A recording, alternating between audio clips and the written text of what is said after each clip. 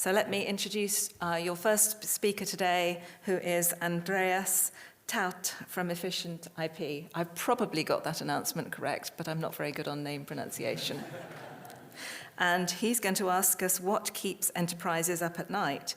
It's a talk looking into why real-world enterprise DNS deployments often diverge from the clean architecture and the best practices that we recommend and imagine people are using.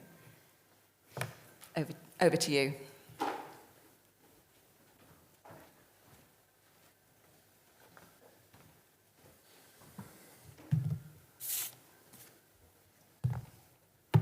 Looks like I have to patch my Linux. Is this from Phil?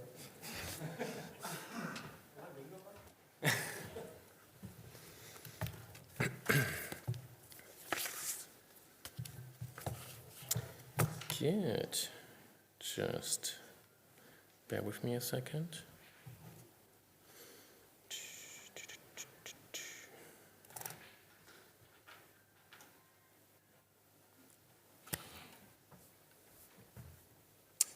Good morning, everybody. Wow, I will break my neck after this talk by looking back and forth all day. Welcome, everybody, especially the first-timers. Can you just raise your hand? Who's the first-timer?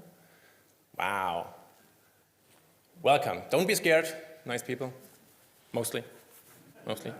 My first OARC event was 32A in June 2020. Back then, I was just listening online due to some pandemic. And I was quite impressed by the people presenting. People who had written RFCs, in some cases, several of them. People running TLDs, public resolvers, and major DNS infrastructure. And also people developing the software many of us depend on. I was quite impressed and also a little bit intimidated. So if you are intimidated today, that's normal, trust me. And today I want to look at DNS from an enterprise angle. So not from the perspective of TLDs, public resolvers, or pure protocol topics, but from the reality of organizations that are big enough that DNS is mission critical, but it's not their core business. And that's what I do for quite a while. So, and this thing is working, perfect. I'm Andreas Taudte. Taudte? All good, all good. I'm the Senior Technical Marketing Manager of EfficientIP. Yes, there's marketing in my title. I know that for this audience, it's critical. But I'm doing a DNS, DHCP, and IP address management project since more than 15 years now. And during that time, I had the opportunity to see different environments, and now I'm working somehow in the intersection between enterprise DDI orchestration organizations and DNS architectures, and the reality that customers are facing. So this is the perspective I would like to bring to this session. I will start with the hypothesis I brought to OARC 45. Then I will test my hypothesis against some analyst data from 2026. And after that, I will summarize the key learnings for a DNS audience, and I will end with some next steps that would make sense. Good. Let's travel back in time. Let's go back to Stockholm together. So this is the starting point from OARC 45. Before I was looking at any reports, I saw the same kind of patterns during projects and workshops, which was fragmented ownership, technical fragmentation between on-premise and cloud platforms, split visibility between internal DNS and public DNS, and constant pressure for these organizations with regards to auditing and compliance.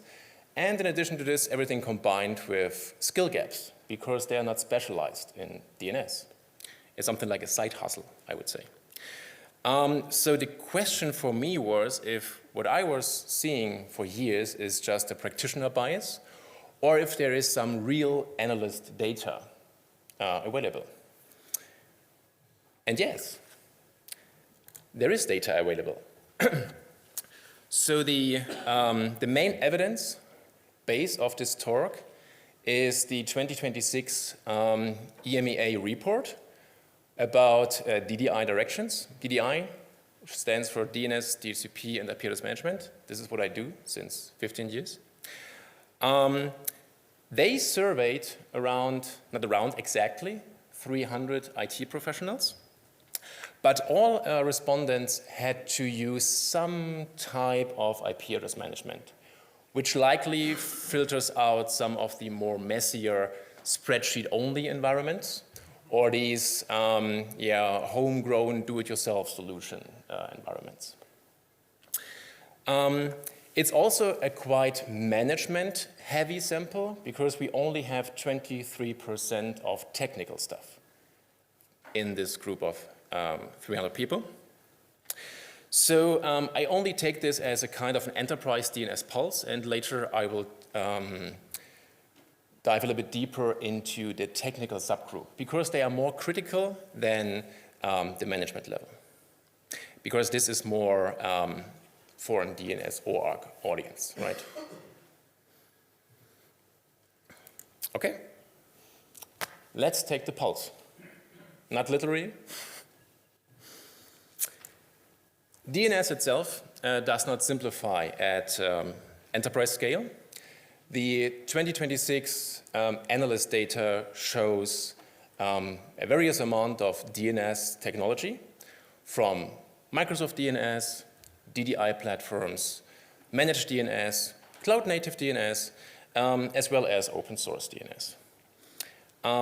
It's quite interesting that around 70% of the organizations are using 2 or more cloud platforms in addition to what they have on premise. And maybe a little shocking number for this audience, 80% are using Microsoft DNS. Split between Microsoft DNS on premises and Azure DNS. And with a hybrid and multi-cloud environment, every platform comes with its own configuration tools, its own policies, and its own surroundings, I would say. So the full integration with the DNS into a centralized IP address management tool of any flavor is very uncommon. So we have a bunch of parallel DNS stacks running in these organizations. So this nice and clean and shiny DNS architecture that we all recommend is not the baseline. The fragmentation is actually the baseline.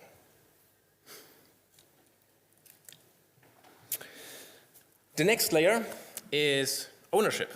So even when the technical landscape is understood, the question really is who has the authority to manage this? DNS is split between the network teams, the server teams, the cloud teams, and the security teams. So responsibility for DNS is rarely clean. And only 27% of companies give the DDI team, the team that is taking care of DNS, DHCP, and IP address management, sole responsibility for protecting DNS. And only 49% believe that the DDI team has sufficient influence over DNS in the public cloud. And as one engineer that was surveyed put it, it is not a technical issue, it's a political buy-in. So the issue is ownership, influence, and accountability.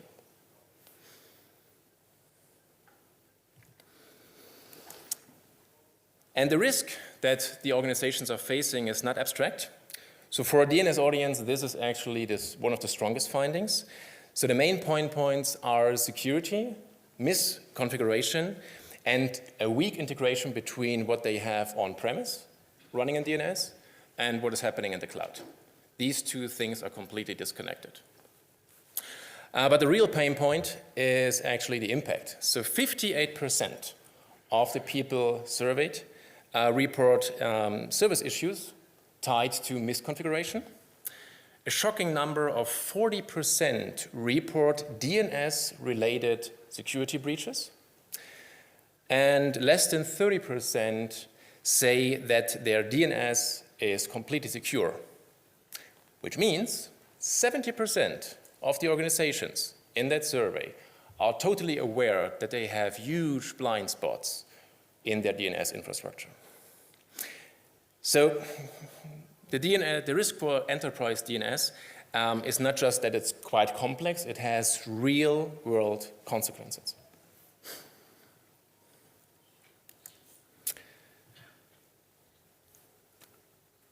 So this is the hidden control layer behind enterprise DNS. So visibility into DNS assets is incomplete. The confidence in the central source of truth is quite limited. And the data quality is a major reason for that. The API quality is good enough to matter, but it's not good enough to disappear as a problem. And the automation between the hybrid and multi-cloud DNS infrastructure depends on all of these steps. So as we all know, DNS is not governable without visibility.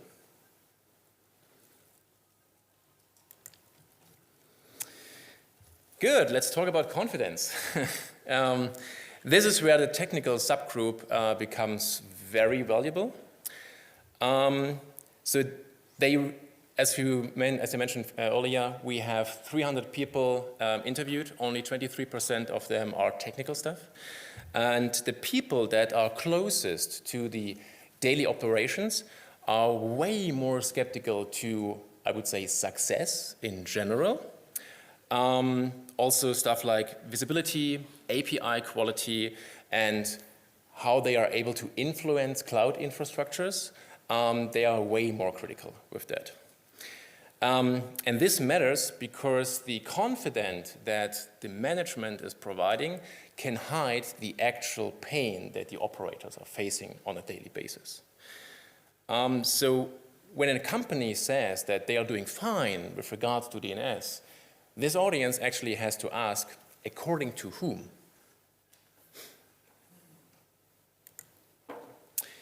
Good. So what can we learn when we take a look at this 2026 analyst data? This is actually the core conclusion I want this audience to remember. So the enterprise DNS is not just a technical stack. It is an operating model built around ownership, control, visibility, as well as skills, tools, and processes. So when these layers are weak, that means the failure starts very quietly. So we have no real authority, we have incomplete data, we have weak integrations, and we have operational gaps, not only between on-premises DNS and cloud DNS, also within the organizations. We have some cases with silos of DNS infrastructure. Only later in this entire process, this becomes visible as a DNS issue. So this is why I think these enterprise environments deserve dedicated discussions in enterprise forums like this. Good. So what can we do about it, or what should we take into account? This slide outlines the next steps that I see, or we see, for enterprise DNS. So we need much better observability to understand who's actually owning the DNS and which part of the DNS. Where do we have visibility gaps? and how incident ready an enterprise actually is when something happens at 3 o'clock in the morning. We need to compare the management confidence with operator reality, because these two are often absolutely not the same.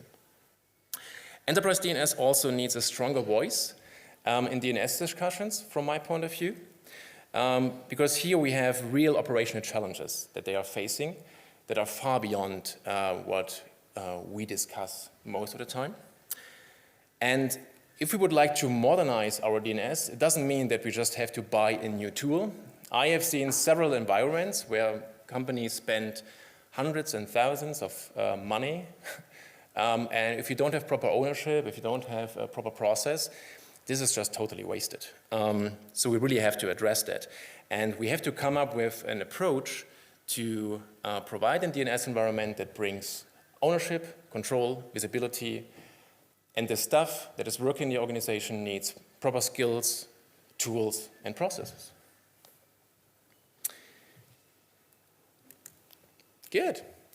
I would like to open this up for discussion. So where do you see the same patterns? Maybe not on your daily basis, but when you are talking about DNS topics at conferences, for example, where does your experience differ from what I see? And what do you think we should do next?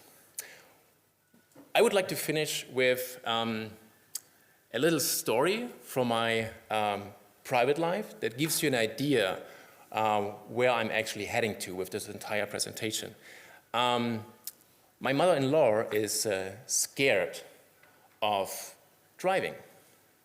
She had an accident when she was a young woman, and the cars nowadays are much more secure, but she's scared of driving. So it won't help her if somebody is sitting in a passenger seat telling her, oh, there is a new RFC that you have to follow. And look at that, there is a new document from the National Institute of Standards and Technology, and you have to build and you have to drive like that in this document. And look here, there is a new NIS2 initiative where you have to follow some processes. This wouldn't help her. This wouldn't take away the scary part that she feels when she's driving. What would help would be a driver training, where she can produce some scenarios in a safe place that can happen in the street, for example. That would actually help her. Just throwing new RFCs and new regulations and new recommendations and new best common practices at her wouldn't help her. Thank you for your time.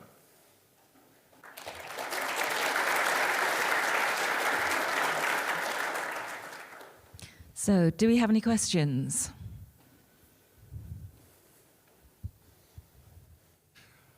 Hi, Andrew Campling. If anyone was interested, by the way, my first computer was a BBC Model B, just helping with people's bingo cards. Really interesting presentation, Andreas, as expected. And for what it's worth, I think in the unlikely event I was an enterprise CTO, I would absolutely have deployment of the zero trust protective DNS. I wouldn't have bring your own device, because I'd disable ECH on the clients just to remove a lot of the risk. And I note most enterprises don't do that. So any enterprise in the room, if you don't do that, you're mad. But the other thing I fundamentally agree with, and I'd be interested to know if you agree with those points. I also agree we need more enterprises at events like this, at ITF events, etc. Because without that, this is just sort of wishful thinking. That's right. Because if we don't have the people doing the deployment, then who cares? Yeah. What's the point? But yeah, I'd be interested in your take on whether you agree with my thoughts on what an enterprise sort of minimum viable product should be. Thanks. Yeah, so that was actually one of the reasons why I joined OARC many years ago. Not because I want to run a root DNS server or I want to start my own company with public resolvers. I actually wanted to learn how, I would say, the big guys are doing DNS, to learn and to be prepared what is maybe on the horizon for enterprises in the next 3, 4, 5 years. So I still remember one of the earliest OARC events I participated, we were talking about multi-signer DNSSEC, and back then DNSSEC was not even an issue for enterprises. So here you have a chance to learn about stuff that is quite relevant for all these DLDs, public resolvers and stuff like that, but you can prepare yourself for what is maybe critical for a typical enterprise setup in a couple of years from now. So I totally agree, it would make sense to invite more enterprise folks to such events. But in many cases, it's the job of the network team. So DNS, in their case, is just something like a little side hustle. So they have to take care about routing and switching and Wi-Fi and you name it. So it's actually the topics that we discuss. So instead of presenting, I would say, a lot of measurements regarding root servers or what public resolvers see in their infrastructure, add more stuff that is that fits more into their needs. That's what I would like to see. Yeah. Thank you. This mic over here at this point. Hi, Greg Choules, ISC. In a former lifetime, we deployed your product. It was very nice, thank you. But in that environment, there is still music, by the way. In that environment, I completely agree that DNS was fractured. There are lots of different pockets of it for different reasons. And you get it because of different areas of responsibility. The business was doing something else, but the business is a business and therefore has to deploy something, and it's usually Microsoft. And then other people run all the IT stuff, and it's usually Linux, so they just bind on Linux or whatever they do. Yep. And then we have to satisfy customers, so we do something else entirely. And there's always this tension, between who gets to run the show effectively. And I'm not sure there is a right answer to that. There is not a right answer. It's just like, yeah, I'm advocating for this for a long time. I experienced stuff like this myself. I was doing the migration of an internal DNS infrastructure of a huge car manufacturer, and the managers of the plants, they had the last vote. So if everything was planned, everything was scheduled, and the plant manager was like, yeah, we have to add 5 more cars to the stack, the meeting for the migration was canceled. Which is understandable because this is where they make money. But I guess during the entire process, it took around 3 years to get them migrated, they learned that it's kind of critical, and they hopefully now pay closer attention when it comes to DNS. Maybe they are, but I think for the average corporate, DNS isn't sexy. Sorry for the people in this room. And it's just not what they do. It's a necessary evil. Yeah. That's right. That's right. Thanks. I think we've got time for a couple more questions. These two came up first, Marika, but we'll see how it goes. Jen Linkova, a random enterprise network engineer. 2 comments. First of all, thank you for the presentation, but I feel you can replace DNS with any other technology, right? And it will be still applicable.